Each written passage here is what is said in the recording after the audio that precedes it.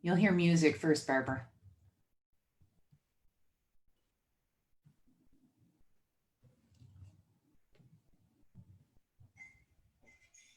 Is there some way this can be shared to my page while we're live? Can you do it? Yeah, the producer can. Oh, fantastic. Because I've got people there who are like, what? Yeah. No. All right. What is your page? It's just Barbara Mangami, the same as my name, Barbara, and then MHANGAMI. Matt, do you have that? I'm typing it in right now. All right. If I do it, it might come up, and because I'm on one machine instead of two. So if you could do. All right, here we go. Okay. I thought I missed the music somehow.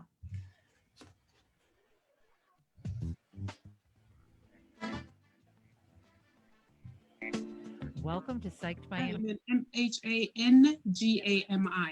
Matt, do you have that? Yes, I got it. I'm typing it in right now. I got it. If I do it, it might come up, and because I'm on one machine instead of two. So if you could do.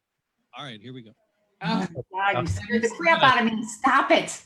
So that was why I didn't do it. All right. So Matt, mute if you got your audio up there. Mute the audio. Yes, I got it. All right. Best rehearsal ever. All right, I'm gonna play I'll play your intro again, and Steph will cut off all these beginning shenanigans. Good.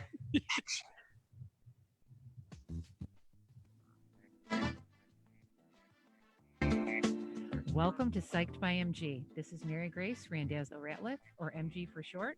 I've been a psychotherapist in private practice for 32 years now. Guess what, everyone? We all have issues. So it's time to lighten up and move forward. Let's stop letting our crap control us and take control of our crap. Hello, everybody. What is up, people? Good evening. Good evening. Boy, these weeks do not disappoint or give up with everything that's happening. We have such a special guest and a dear friend of mine. Barbara Mangami is on the show with us tonight. Hello, Barbara, and welcome. Thank you. Thank you so much, Mary Grace. I appreciate you. Oh my gosh. And we're going to really, I think this is going to be such a great show because we're going to get real about racism and what's been going on. But let's first check in and see how everybody's weeks were. This week was interesting. More things have opened up. And so I drove my butt to Home Goods today to find that it was closed. I thought all the stores were open. I think it depends on the store, because I think a lot of places, I mean, I guess they have the option to be open, just like a lot of restaurants are not open yet because they haven't either prepared or they're just feeling real good about it. I don't know. But I guess it's, they're businesses, so they probably have the choice. Yeah, I was shocked. They're not opening until the 15th. So, and hair salons are supposed to open on the 15th as well. So, but yeah, I was surprised. But when I kind of got out to look, I was a little nervous. I had my mask on. A lot of people didn't have their mask on. So in some ways I wanted to just turn around, get right back in the car. Yeah. So I've been really trying to help people in practice this week about this issue to really define for them what they need for themselves and for their families to be safe and how to be responsible, because people are really getting confused and they're so relieved that everything is opened up. And yet they're scared at the same time and they don't know how much they should do, how they should do it. And so I spent time this week really defining with them. It's interesting you say that, Mary Grace, because sorry to clear my throat. I just heard a thing on the radio today, FOMO, fear of missing out. There's this new phrase going on, fear of going out. And that's what a lot of people are having. I just heard that on the news today. Good one. And even though things are open, people are still a little hesitant. They're still a little concerned. They're scared. They're scared. And, of course, the protesting issues are going on, and which is a great lead-in for our very special guest and dear friend of mine, Barbara. Now, let me just read some of the things that this woman has done, because it's quite impressive. Barbara is a scholar practitioner in public health epidemiology with a specialization in minority women's sexual and reproductive health. Gosh, I hope my computer doesn't keep doing that. She is an anti-violence against women, VAW, activist, engaged with several social justice movements globally. She's coordinated the global 1 billion Rising campaign to end violence against women in 6 Southern African countries and in Ann Arbor. She is a published writer. She was a part of the short story analogy. And Barbara, can you tell us a little bit more about that? About the writing? Yes, yes. Okay, so I think, well, I'm a writer of what I call realist fiction. Yeah. And essentially, I think my writing is realistic in the sense that I write about social issues, but rather than write essays and rather than write commentary, which I do as well, I have found it so effective to talk about social issues in story form, because most people will pick up a novel and read. A lot of people will pick up a short story and read. And it's in the identifying of themselves within that story where the magic happens. And so I've written on race issues, I've written on LGBTQIA issues, I've written on intersectionality, I've written on social justice movements, but in story form. Yeah. So, and I found that, and that's why I'm part of a group of people, we call ourselves writivists, in that we are activists, but we use fiction for social change. So that's pretty much what I do. So impressive. It's so impressive. Fantastic.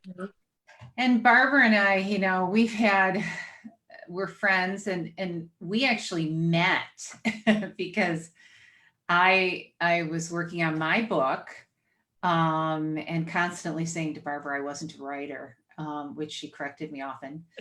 And we ended up having so many important conversations that were hard conversations. And we would constantly say as we were having them, right, Barbara, we need to record this. We should have recorded this. And we knew our conversations, which we had talked about race issues and the struggles before. And so when we reconnected, we just kind of said to each other, it's time to do what we've always said we were going to do, and talk about the really hard things to talk about, racism, number one, and to really hopefully model for people on how to do that effectively, especially white people. And it's a hard topic for white people in society. The first thing I want to say is, and there's many things, of course, is this is not if this is happening. This is happening. Like, there is a racial problem in our society. Well, period. it's always happened. I think that's the key thing. And it's, yes, Dave, yeah, absolutely.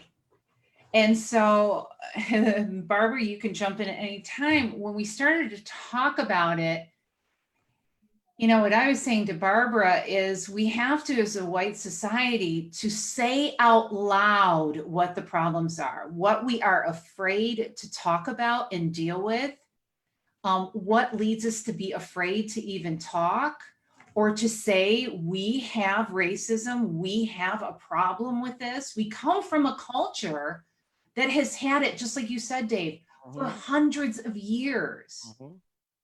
And I think if I may interject here, first and foremost, I think it's really important for us to acknowledge those feelings. And I think this is where sometimes the conversation goes awry. Because if people aren't comfortable enough to acknowledge the feelings of ambivalence, the feelings of guilt, the feelings of why do we always have to talk about race? I hear people saying that. The feelings of, well, but I'm not racist, so what's this got to do with me? If people aren't comfortable enough to voice those things, we will never get to the truth. That's right. And we will never be in authentic dialogue and conversations with one another, amongst one another, in our communities about this issue. Yes. And by the same token, in that comfort of being able to express the feelings that come up whenever people hear that word race, Yes. there also needs to be an accommodation made for the realities, the lived realities of Black people in this country. Just yesterday, I listened to a woman who said, well, slavery is gone.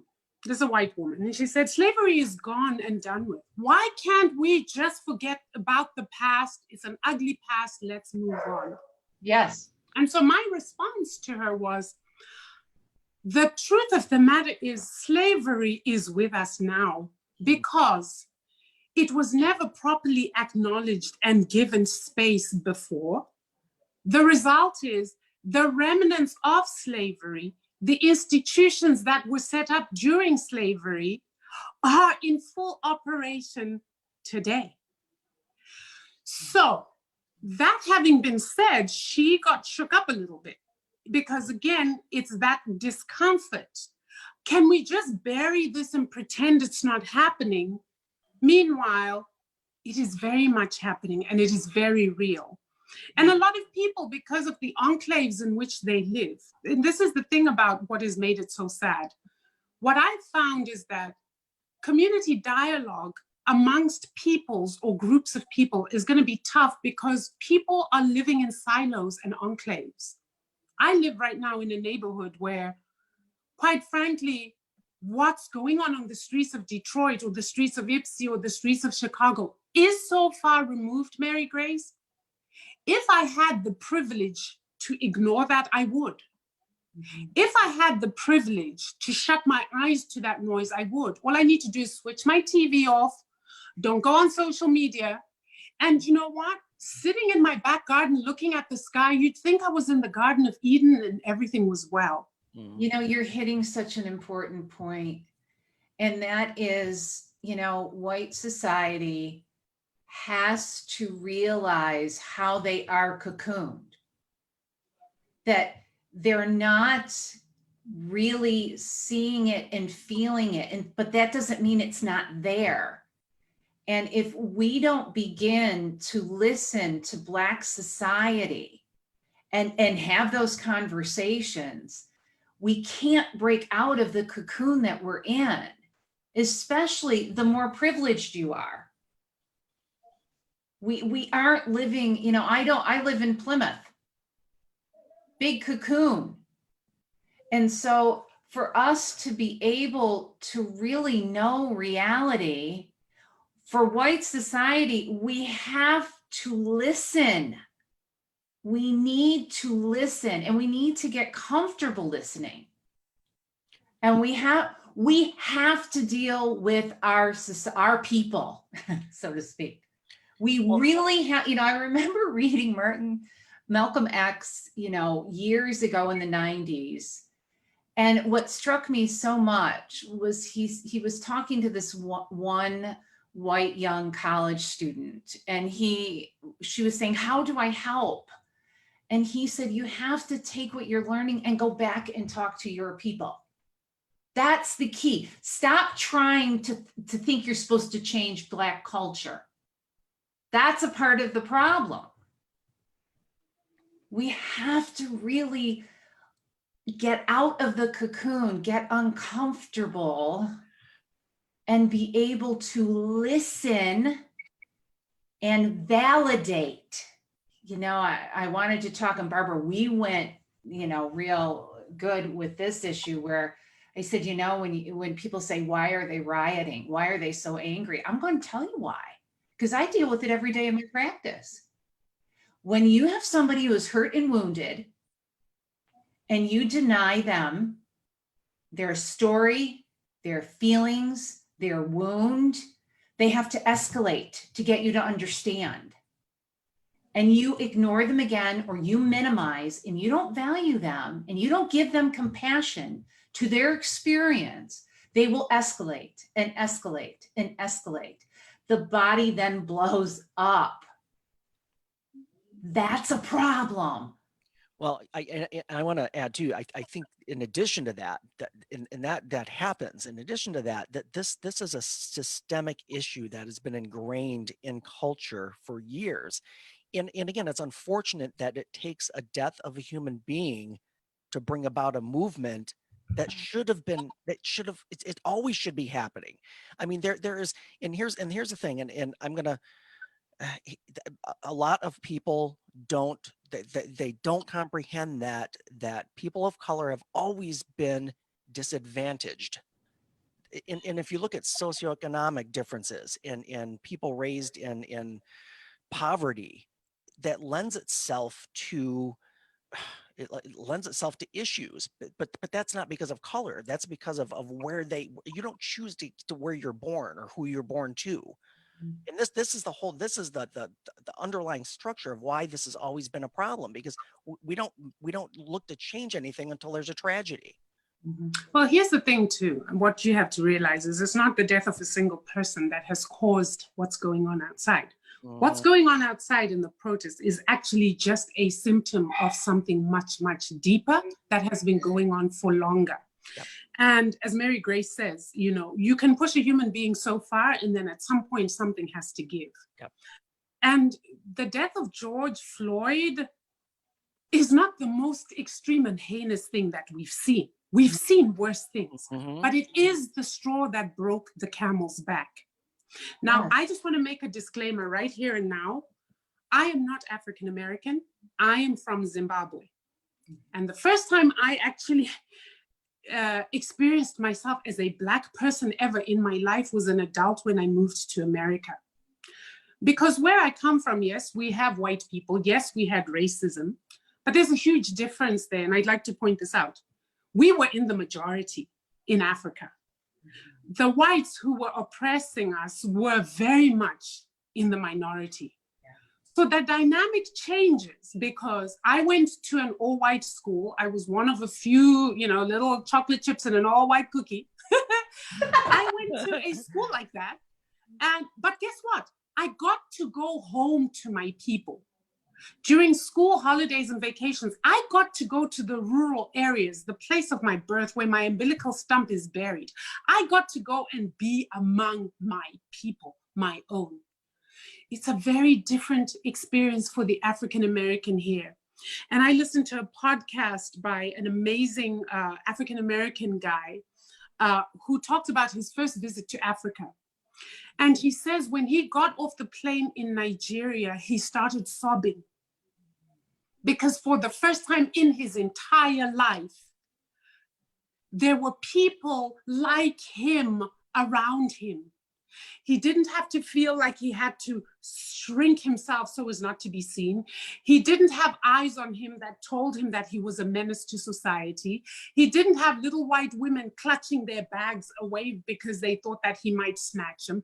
He didn't have to deal with any of that. He said he felt as though 10,000-ton weight that had been sitting on his shoulders was suddenly lifted, and he broke down.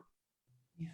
So I wanted to say this because I sit in a unique position where I have experienced a different kind of racism in Africa from the kind of racism that African Americans and now myself experience in this country. And the first thing that I want to say is that the systemic racism here is actually the root of the individual racism that we see. There are things in place that were put literally to disenfranchise Black people. Jim Crow laws. There's inequality in health and in wealth. There is inequality in education. There's inequality in housing. There is inequality in unemployment. Right now, the average white person makes 10 times the amount of the average Black person in terms of wealth.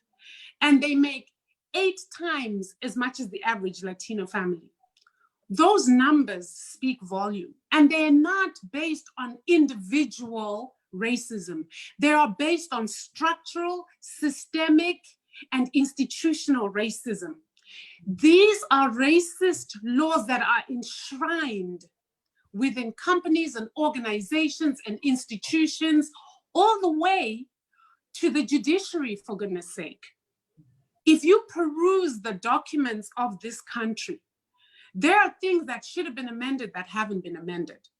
So when we look at police brutality, for me, what has been educational for me is realizing that actually the police was slave patrol. The badge of slave patrol is exactly the same as the badge of the police force. And so not much has changed in terms of how they operate when it comes to people of color. This is why you see the kind of insanity we see on the streets, where in broad daylight, in full view of cameras, police will take batons and dogs onto people of color. It shows me that this goes deeper than just individual bad cops, and I refuse to buy that story. Because when I've looked into the documentation of what slave patrol was there to do, how slave patrol was constructed, and I look at the behaviors of police, I'm like, dude, they are enacting what was enshrined in the so-called original police force. So when you hear people of color saying the police force should be disbanded, initially I didn't understand. I get it now.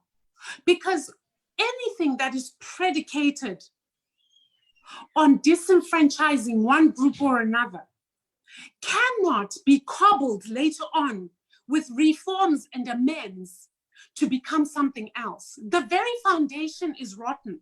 Do you see what I'm saying? Mm-hmm. And so this is why people right now are saying, we need to scrap and start over, because anything we try to fix and amend, we're just putting Band-Aids on a really deep-rooted problem. And we've seen historically it hasn't worked. This isn't the first spate of riots. What was the summer of what year was that? The summer of whatever. These riots are cyclical in this country. It's like this craziness happens and it's going to die down. And then things are going to go back to normal. And then it's going to escalate again until breaking point. And then we're going to have another slash and burn. And at some point, and I'm praying this is the point now, at which we all say, Black, white, Asian, at which we humans say enough.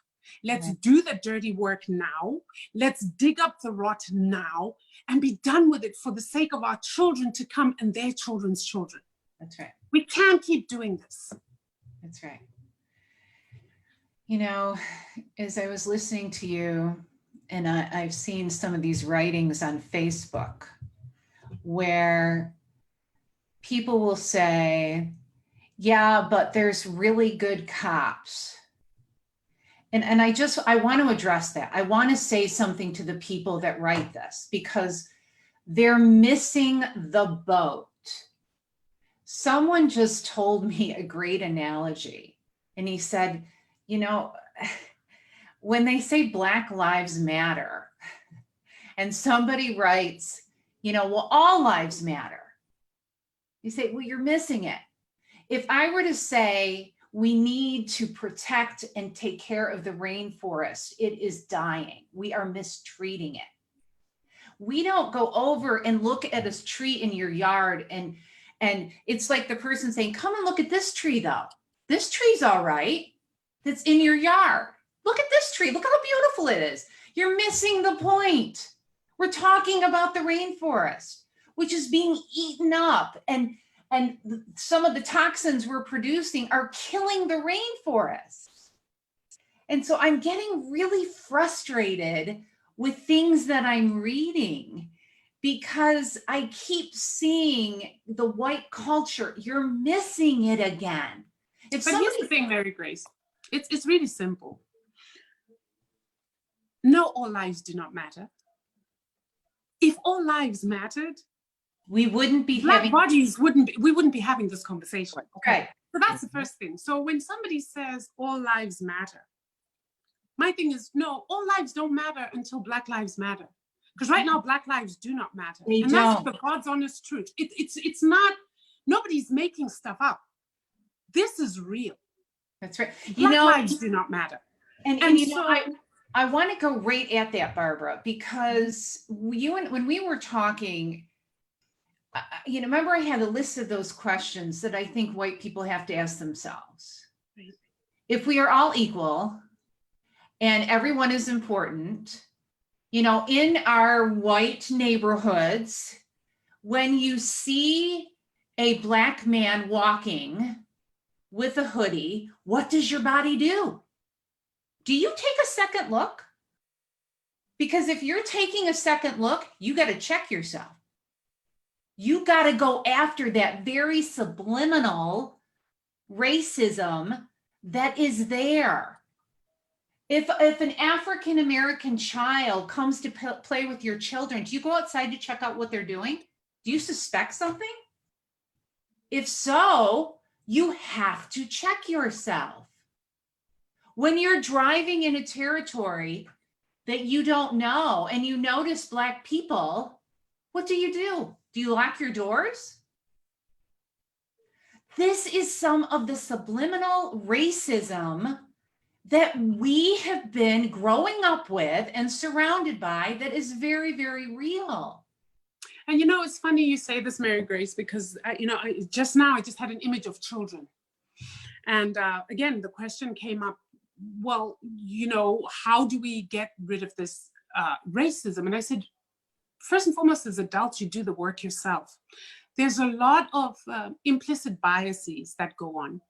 And what people don't realize with children is that children learn not by what you say, but by what you do and what they feel from you. So for example, if you're walking with your child and you're holding her hand, or you're not, she's busy skipping in front of you, and there's a Black man coming towards you, and you say, come on, Jenny, come on, take mommy's hand, And you take her hand and you hold it just a little too tight, and you say, you know what, let's cross the street. Don't for a minute think, don't for a second think your child has not noticed what just happened. Yeah. There's a man who's dark-skinned coming. Mommy has taken my hand. She senses everything that you're going through in your body. She's holding me a little tighter than usual, and she's just made us cross the street.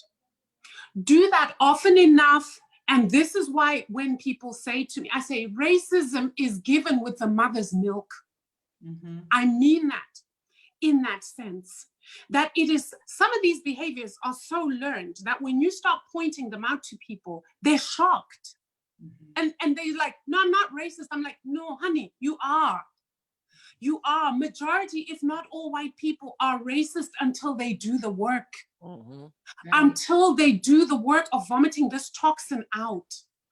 Until they do the work of removing these internal implicit biases that they inherited from their forefathers. Mm-hmm. The fear of Blackness, the fear of dark skin is so insidious and so embedded. Most people aren't even aware of how they are enacting their fears out on a daily basis. This is what us Black people call the microaggressions of racism.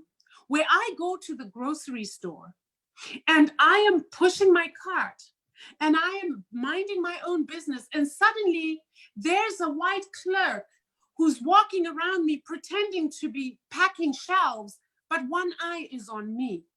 That is a microaggression. Maybe her manager sent her to do that, but maybe it's her own internal biases that say, well, there's a Black woman in this store. Let me just go in that area to make sure she's not stealing something. I have this happen to me all the time, Mary Grace. I go to Macy's. If I go to any of this high-end, but mind you, it doesn't even have to be high-end. I've had this happen to me in Walmart. Yeah. Sorry. I have to laugh, it's ridiculous. But these are the microaggressions. And because you can't put your finger on it, it hurts like hell.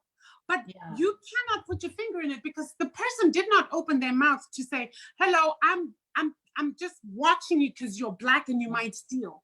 But the messaging is very clear. And this is the messaging that children, white children, are getting off of their parents. They don't need to say a word. Their very behaviors and actions. So when somebody says, how do we get rid of racism? The first thing I say is do the internal work. Challenge your own implicit biases. Question yourself every time you see a Black person or a Black man and you feel some type of way. Yes. Yes. It's start with accepting it is there. Say, yes, it is there. There is a problem.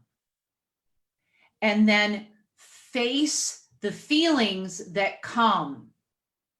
I've talked to quite a few people in the last few weeks, and one woman had said to me, you know, Ford is really, you know, partaking in trying to make change in this issue.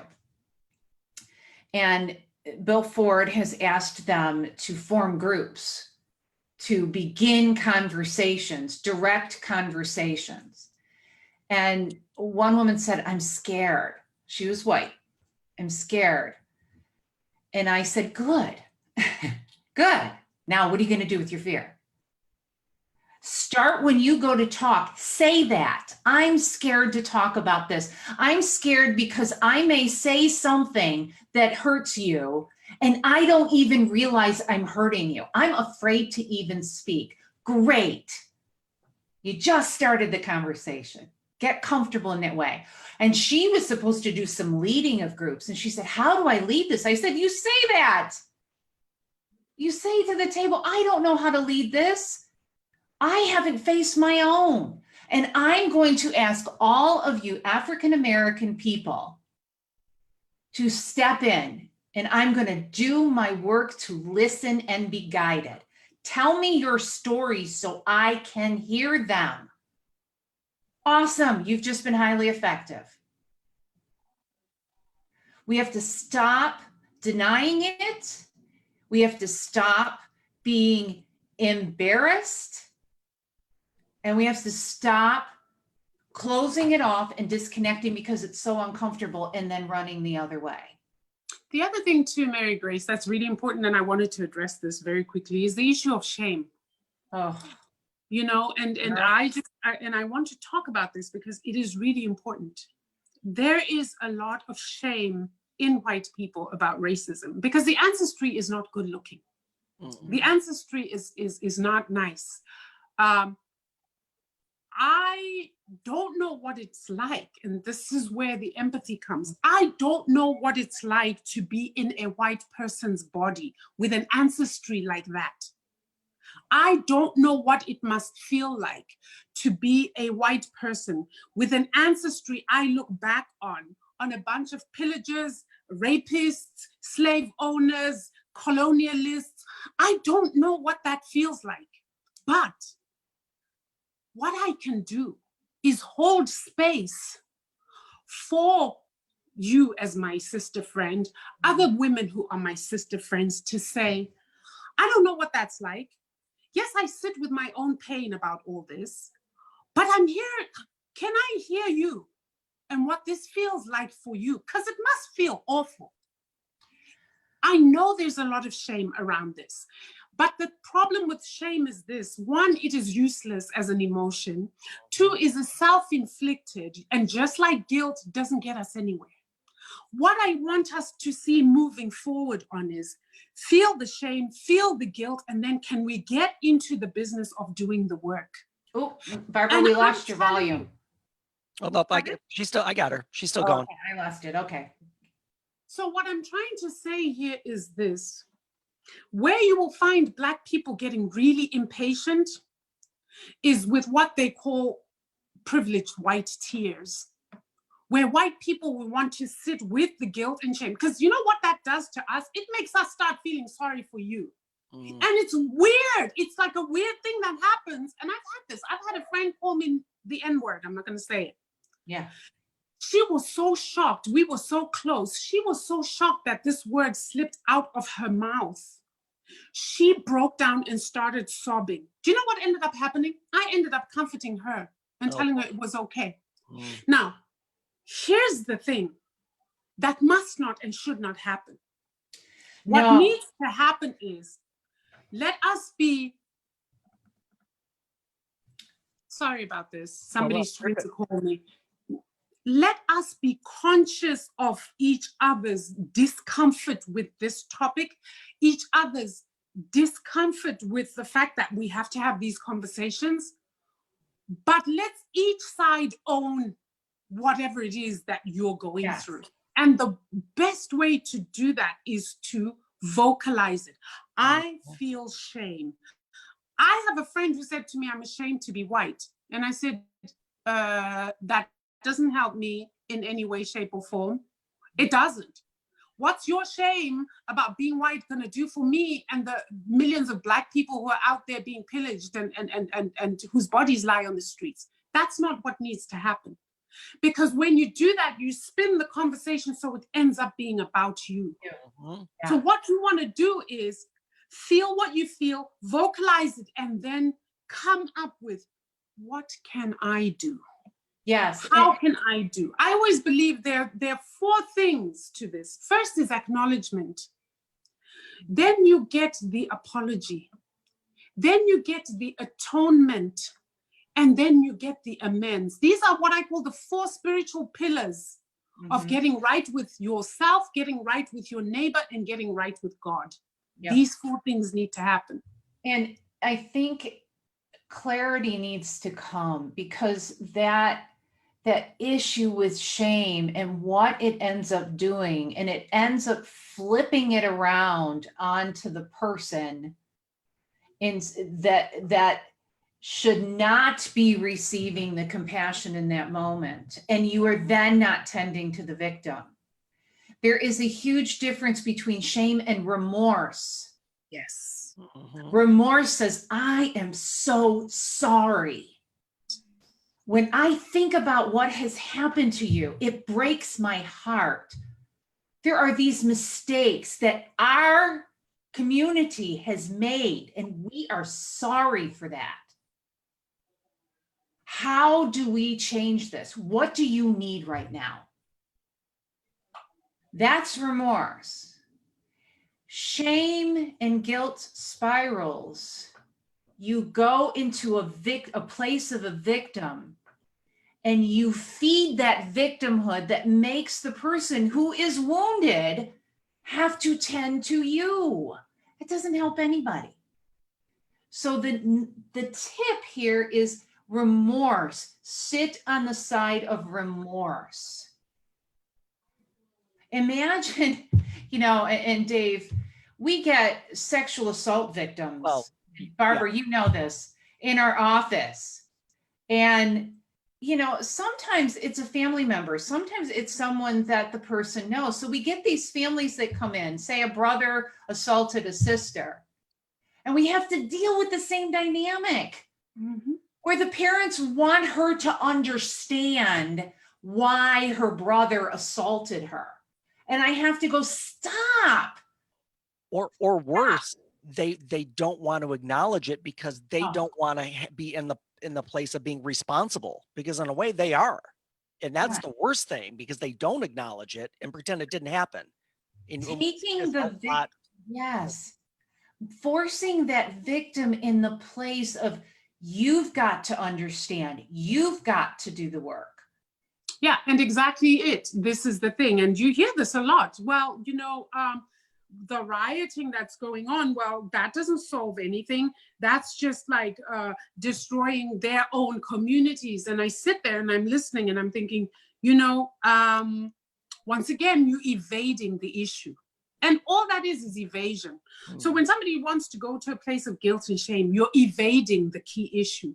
When somebody wants to make the victim, is gaslighting. When you want to, in the end, make your victim feel like they're the ones who've wronged you, because now you're crying and you're sobbing, that is evading the issue. And where this is going to get really uncomfortable in these conversations is that no more evasion.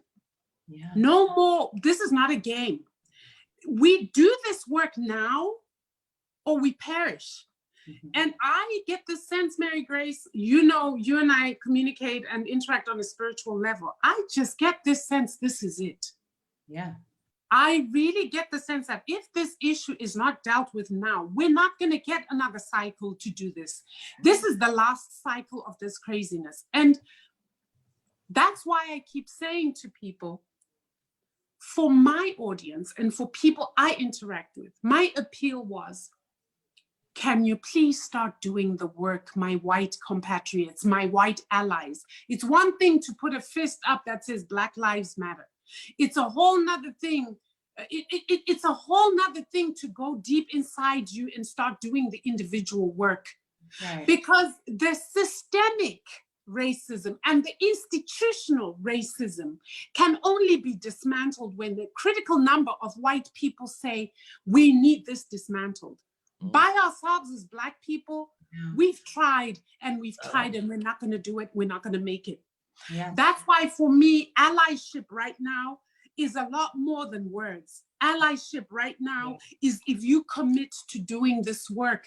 Allyship for me is when you commit to showing your children how to do by doing the work yourself so you can model the good behaviors. Yeah. Not just what you say to them, but how you actually live your life and how you are interacting with members of the Black community.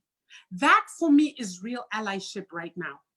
Yes. Once there is a critical number of white people doing this work and coming to full consciousness of the damage that has been done and is being done, I truly believe that we will see the change that we're looking for. Yes. Yeah. Yes. And we have to talk to our white society about anger, because when Black people come to us angry, we have terrible responses to it. Jesus Christ. Oops, sorry. Are you okay? Here's where I go freaking Italian on your ass. Are you freaking kidding me? You know, the one thing about Italian culture is we're okay with anger. We really are. We're good at it, man. We get mad at each other and curse each other, and then we hug and we eat. I mean, that's just the way it goes. Right. There's a great number of white society that as soon as an African American, a Black person gets angry, they get scared, they get paralyzed, they get judgmental, they begin to gaslight and turn it around on them. What I am wanting you to do is I need you to work on getting comfortable with anger. First of all, if you ever sat in their shoes, you would be furious. Believe me. And you know, to that point, Mary Grace, that's why I said on both sides, there needs to be, when we have these hard conversations, there needs to be the ability to hold space for one another with uncomfortable feelings. So if I am angry, and I can articulate to you why I'm angry, you as my ally, you as someone trying to work through this with me, must be able to hold space for me and contain my rage and anger and understand it is a centuries-old rage. It isn't a rage that is born from George Floyd having a knee on his neck by a white officer with a hand in his pocket and a smirk at the camera. No, it goes back deeper. So this is why I'm like, the work that needs to be done requires courage on both parts. Yes, because on my part, the worst thing, here's the worst label you can ever give somebody like me, the angry Black woman. Ooh, call me that, and I feel a wave of shame come over me. And I've had situations where somebody will step on my toes and I'll be like, excuse me? And they're like, oh my gosh, you're angry. And it's like, It's an accusation. It's not a statement of fact. I'm actually being accused and shamed of being angry. And yet the truth of the matter is I have a reason to be angry. You just stepped on my toe, dude. Right? But it's like, it's as though people of color, and I want to speak to this because this is really important. It just came. There are health documents, I'm in public health. There are documents that were written in the 18th century that described people of color, the Negroid, as being devoid of the ability and sensibility to feel pain the way white people are. Do you know what happens in hospitals as a result? African Americans and Black people do not get proper pain management. Do you see how insidious this stuff is? We don't get proper pain management. Sometimes people have had surgery on them with no pain medication because of documents that were written. And now you talk about institutionalized racism. There are documents now that debunk those things. But what has stayed embedded in the psyche of white physicians, white nurses, white psychiatrists, white doctors, is that we are subhuman. And that's what this boils down to. So, for example, when I had the C-section with my twins, I'm lying back there, and I use the story to demonstrate anger. I'm lying in there. A psychiatrist comes in with a team of students, was at the U of M. This psychiatrist starts talking about me, tapping my belly, I'm lying back, as though I'm a piece of meat. The most he said was introduce himself, I'm Dr. So-and-so. Didn't even have the courtesy to say, I have students who will be observing with me today. Note what's going on here. First and foremost, it is assumed that I'm a low-income, African-American, probably single woman who is now having a third pregnancy with twins. They had a discussion about me as though I did not exist. And some of the things that were being said in terms of pain management alluded to those horrible documents. So they're busy trying to tighten up how much epidural medication I was going to. Do you know I sat up and I roared? Good for you. And I said, how dare you stand here with your students? You haven't even introduced them to me. And you have the nerve to talk about me as this, and this is how they addressed this group of people. Oh boy. Yeah. So you see, with this group of people, you have to look out for this and this. And it is documented that these kind of people have this and this, and their ability to feel pain, they're much more sturdy. Blah, blah, blah, blah, blah. I fumed. Mind you, I'm getting ready to deliver a set of twins. So I already had it about up to here. 36 weeks and I was done. Yeah. Yeah. Do you know and what I really want white people who are listening to really absorb what you just said. They really have to understand what happens for Black people when they need medical help. Because racism is so strong there. Look at this pandemic. Look at the numbers. I'm so sorry. Please forgive me for this, but I think the statistics, it was 40% higher Black deaths than white people. You're correct. Mm-hmm. And it's not just in the US. It's not just in the US, Mary Grace. It's in the UK. To the extent that in the UK, physicians and healthcare workers, the disparity was so great that physicians, Black, Asian, other colored physicians and nurses said, we're not going to work. Something is not right here. How is it that there are less doctors and nurses who are white who are dying than they are us? And it's come out now, again documented, that there was a difference in the kind of care that was delivered to Black people versus white people. Now, look at the history in this country. We've got the Tuskegee studies, in which African-American men were denied treatment, simple treatment with penicillin, in order for white physicians to observe the natural history of a horrible disease like syphilis. They watched men who had syphilis progress until death from syphilis when there was medication. Note, these men infected women who were pregnant and who bore syphilitic babies. And all these people, that whole group of people, was used to study the natural history of syphilis. This is where, again, when people say, where does the anger come from? It's like, are you kidding me right now?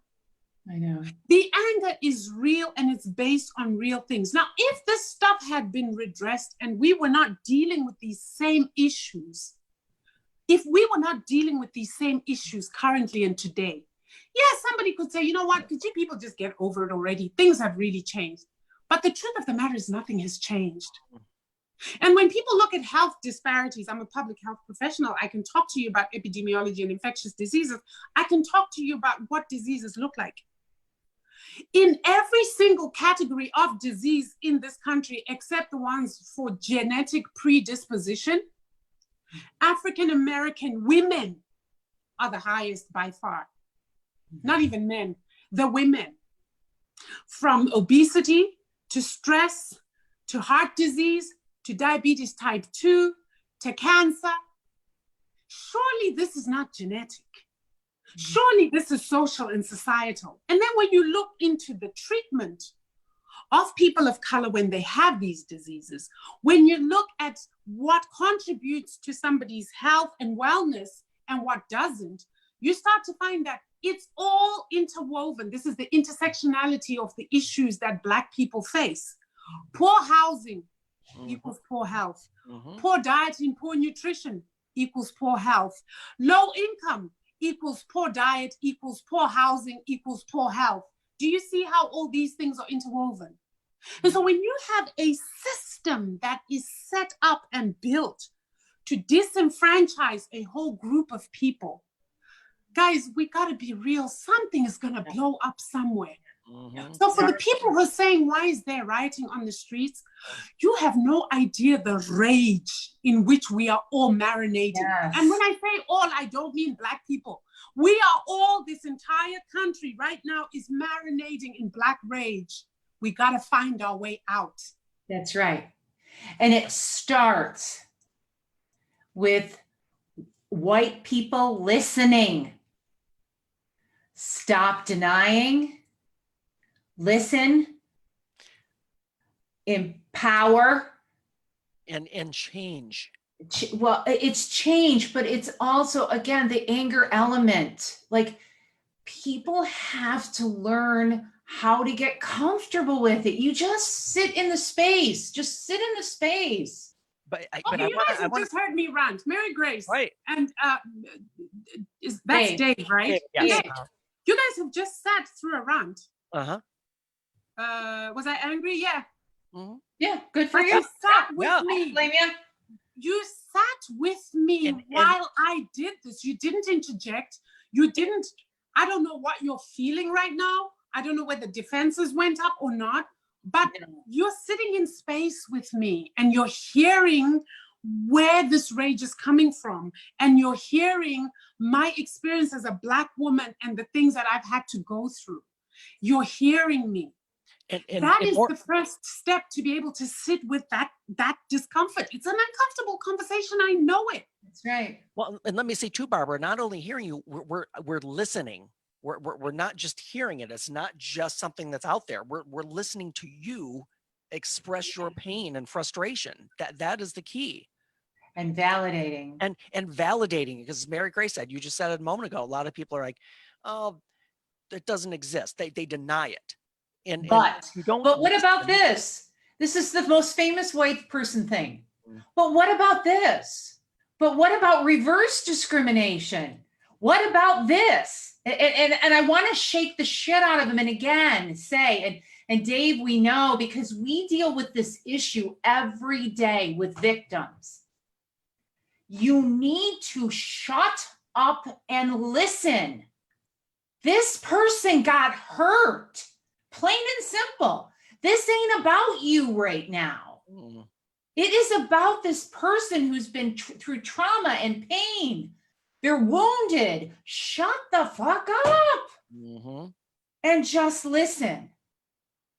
And don't try to figure anything out. Just be present and let them know, God darn it, they're not all by themselves. You care. And if you don't know what to do, say that. Oh my gosh, I'm so sorry. I'm not really sure what to do right now. But I'm here. Good. Or what can I do? What can I do? And maybe what do maybe you don't need? have the answer, but that's what we figure out together. Yes. And here's the thing, guys, too, just to let you know, because of where I come from. This is why truth and reconciliation commissions are very important. This is why after the genocide in Rwanda, after apartheid in South Africa, there were truth and reconciliation commissions where literally all it was groups of people, Black and white, listening to Black stories, listening to people. They didn't walk away with any money. They didn't walk, but the idea that you had a group of people supporting while you told your story and they shut up, nobody asked you any questions, nobody uttered a word. And people tore their clothes in anger. People screamed the roof down in anger. People rolled and writhed on the floor in agony as they told their stories. And you had to sit and watch and bear witness. Yeah. Sometimes that is all it's going to take for someone to start their healing journey. It truly is for somebody to just bear witness to the pain. Yes. Yes, that's right. That's right. You know, you guys, this is so important. And Dave, I'm Barbara. You say, what are you thinking about? I'm thinking, gosh, I want to have this time is going too fast. Yeah. Yeah. And I would like, I don't know, Barbara, if you can next Friday, but I don't want this to stop. Let's not. Great. Let's not stop it. Let's not stop this conversation until things start changing. I'm here for the things. Yeah. I'm even thinking something more. I'm even thinking we get together as a group and do our, I don't know what we'll do. We'll do a Facebook Live every week, just to continue to do Yes. this. And I think part of the let's podcast. plan that in this podcast next Friday, we're going to continue this conversation though. Well, and what I want is I because we have a week to do this. I want people to get online. I want them to interact. I want them to ask questions. I want them to be involved. And I already, you know, when I, you know, put this post out here that we were doing the show, I got the thing that bothered me. We had so many people like it. We had a few people that we had a couple of white people in there that did their, you know, white Confederate flag thing, and you know, I deleted them and made them have no voice, which I felt powerful in that. But what saddened me is the majority of the people who liked and shared it were of the Black community. White community show up. I'm talking, it's me, kumbari to kumbari here. From me to you, listen to me, show the hell up, join us in the conversation. If you can't listen to it when it's live, like Dave said, write to us. Message us privately and say, listen, this is what I'm afraid of. This is what I think about. I had an argument in my head with you, Mary Grace. I didn't like you very well. Okay, tell me. I'm okay with that. I'm freaking Italian, for God's sake. I love that. Tell me, you're pissed at me. You didn't like what I said. Then help me to understand where you're coming from and let me bring it to the table, and Dave too, so that we can move this along and be those beacons of change. Yes. Be those change agents. But let's not be afraid anymore. And I want to add, you don't have to be part of a million person movement to make change. Like I said earlier, start with yourself. That's it. And Powerful. that will affect everyone around you. That's It's it. powerful. It's powerful. And that's literally where I'm at. I'm a grassroots activist. Mm-hmm. Yes, we have the huge Black Lives Matter movement. Please do plug in. I know that there are people in my circle who've asked, where do we get resources? Here's my answer. I'm not doing anybody's homework for them. If you go to Google and you Google, that's all you need to Google. Right. Resources for anti-racism work. There is a slew of them. Mm-hmm. That's the most I can do. But the work is going to have to be on you. These conversations need to carry on. And all of us need to take ownership of our part in this struggle. I work at grassroots level. I'm about the one-on-one individual. The big organization, there are people who think they can just go and make a donation and that'll solve everything. No, honey, it's not. I'm here to challenge you to go deep inside. Right. So even if you donate $10 million, I'm still going to challenge you to go deep inside. Because the insidious nature of this evil, is that it stays until it's uprooted and it is passed on generation to generation. Here's something I want to give you guys just to uplift you. If I tell you how many young white women I am mentoring right now who've been kicked out of home, you will sob. They have been disowned. They have been disinherited, mostly by dads. Oh, I know. For supporting this cause. And all I say to those, and this is where I have said to them, as an adult, not even as a Black adult, but as an adult, period, our generation has failed you. And I am so deeply sorry. Yeah. We have failed our young people. When you have young children going to Davos, Switzerland, to protest environmental issues, we have failed. Yes, we have. Yes, we have. And I said this to these young women. I said, remember, in every single part of the world, whenever change has come about, it is because young people have gone against the wills of their parents. Mm-hmm. It is because young people have kicked and bucked at the status quo. It is because young people have shamed their parents into doing the right thing. So you know what? You are on the right side of history. And if there's no adult anywhere supporting you, you have me. I'm a big kid at heart. That's so right. I'm with you. Mm-hmm. And this I shared to show that this work is no longer a Black-white issue. This is a human issue. Mm-hmm. Right, it is. This issue goes to the core of who and what we are as humans on this planet. And let me tell you something. If we don't fix this, we're all going down together. Yes, yes, we are. Yes, All we of us. are. We are We all have going to to go down stop together. Being insensitive, and we have to stop this damn detachment from our hearts, from compassion. When somebody sits in front of you and someone is hurting them, if your heart does not hurt and you see color, there's a problem. There's a problem. We have become so desensitized and detached and dissociated that we're not getting those emotional reactions that we should be getting. We as white society, yes, we need to be pissed and embarrassed as shit over our behavior. Period. We need to be saying, we are so sorry. We are sorry.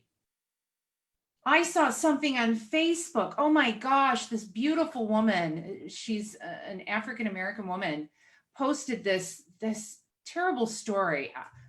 I just got on there and said, I am so sorry you had to see that. This is wrong. This is just wrong. My heart is broken. And she sent me a heart back, and it's wrong. It's wrong. And we have changing to do. We have changing to do. Yep. White people have changing to do. And we got to own it. Yeah. And thank you so much for this, because, you know, one of the things that I get a lot from like white allies is, you know, they'll write, I see you, I hear you, I stand with you. Mm-hmm. And then I go and I write, please do the work. Yeah. Because it's no longer enough to see me, to hear me, and stand with me. Do the work. Yep. Do the work. Do the work. This is where it's at. Get into action. And the work has all of this treasure on the other side. It's got gold on the other side. It is so huge that it's priceless. You know, I have this story I've shared, I think, before about, you know, God gives us all a bag of shit. And he says, listen, I'm giving you free will. Go forth and conquer. You can turn this bag of shit into gold and treasure. Just deal with it. Look at it. Play with it. Smell it. Touch it. Deal with it. And watch what you grow. Watch what happens to you. And the first guy to talk to God got all excited. And he took his bag of shit and he went and he sat down and he looked at it. And the second time, the second guy was watching and thought, what the heck's going on there? And the second guy went up and God said, here's your bag of shit. Go forth and conquer it. I give you free will. You have the choice. But if you face it and deal with it, you will turn it into treasure. And the second guy said, I don't want that. That looks uncomfortable. And God said, no, everybody gets a bag. Listen to me. You can turn this into treasure. And the second guy goes, but I don't want it. God said, you must take it. And he's pissed. Well, the first guy sees the second guy's done and he runs up to him. He's all excited. And he's wanting to show him his shit. But the second guy pitches his and walks up to the first guy and says, hey, what's up? And the first guy says, look at what God gave me, this bag of shit. And the second guy goes, geez, I don't know why God gave you that. I didn't have to deal with that. And now shame and embarrassment has begun. Cover up has begun. And that first guy just deflated and felt embarrassed and was afraid. And we got to go back and we got to tell everybody. And, you know, we talk about it. I say it all the time. Hey, you know, turn your crap into treasure. Don't let your crap control you. You take control of your crap. Love it. Laugh at it. Some of this crap is funny as hell. Don't be afraid of it. And if you don't know what to do, say that. And watch what happens. Watch what growth and wisdom is really like. It's freaking awesome. Yeah. It's amazing. So I know I'm surprised. Yeah, we're over a bit. So that's cool. Surprised enough. So we are going to continue this show next Friday night. We got Barbara coming back. And whew, so in the meantime, let's find out where people can find us. Let's let them know, Mary Grace, so that we can communicate during the week and let people communicate to us. You can, of course, find Psyched by MG everywhere: Spotify, Pandora, podcast, Instagram, Facebook. Psyched by MG is in Twitter. You can find me. I really, really hope you will message me and let me know your thoughts. Yep. As hard as they may be, I will read them. And you can find me at Motor City Hypnotist on Facebook, YouTube, Instagram, Twitter, and look forward within the next 2 weeks to the Motor City Hypnotist podcast. Making that announcement. We'll be launching that within the next couple of weeks. A little bit of different twist. We're going to focus a lot on hypnosis, but it is going to be also focusing on mental health. And I'll have a lot of surprises. I don't want to give too much away, but it'll be fun. But Dave is still going to be on our show. But I still will be here. Yes. Yeah, he's not co-hosting here. I'm not leaving. I'm just adding to. Yes. And Barbara, where can we find Barbara? Well, you can find Barbara very simply on Facebook, Barbara Mangami. You can find me on Instagram at BeHealthFreak. And if you really want to go deep with this, you can find me on the Tickety Talk, because I am doing a series of video on there at TikTok. Oh, nice. Tickety Talk, love that. I have a series of very short videos. You know, we only get 60 seconds, right, where I highlight some of the historical facts that are sort of underlying what we're seeing today. So awesome. Yeah, thank you guys. Yes. And on that note, thank everybody so much. Again, we are live on Facebook every Friday night at 6:30. And again, shout out to Podcast Detroit for hosting us and our fearless producers, Matt and Jamie. Yes, You yes. got it. And thank you very much for joining in tonight. We hope to see you next Friday. All right, folks, be kind. Yes, please.